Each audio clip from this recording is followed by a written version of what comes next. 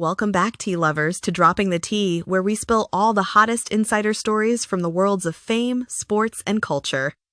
I'm your host, Kirsty, and today we're tracing the unbelievable journey of a man who went from streetball courts to guarding hip-hop royalty to becoming one of the most outspoken voices on music's biggest mysteries.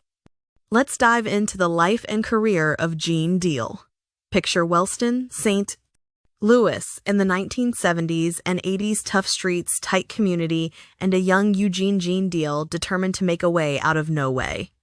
At Wellston High, class of 1980, he lit up the basketball court as a 6'7" forward and earned a scholarship to the University of Tennessee at Chattanooga.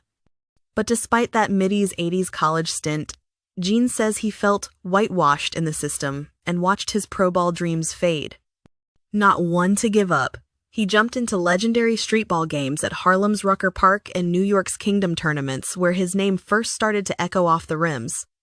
Late 80s, Gene follows his heart, and a girlfriend, to the Big Apple.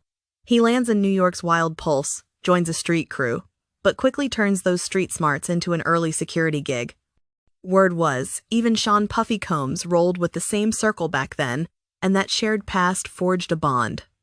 By the early 90s, Big Gene was bridging gangs and glam, protecting clubs and events just as hip-hop began its global takeover.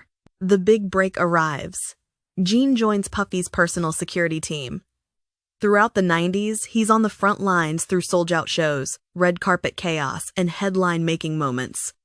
He was there on the 9th of March, 1997, outside the Peterson Automotive Museum when the notorious Big was gunned down in L.A.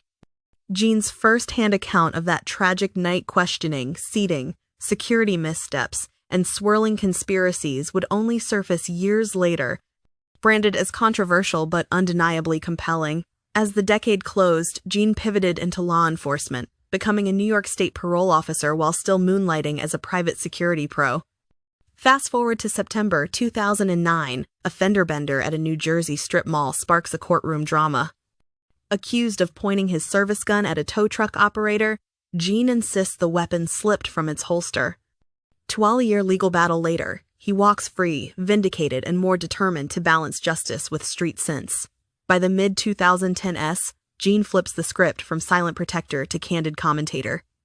His 2021 Vlad TV interview revisits East Coast-West Coast rivalries, hints at deeper Biggie conspiracies, and even pins part of the blame on decisions made that night in L.A. Then, in 2022, he drops his memoir, My World of Bodyguarding a Hip-Hop Star, The Last Big Night, offering vivid tales from juvenile delinquent to college star to the man who saw it all at hip-hop's highest tables. Enter the 2020s.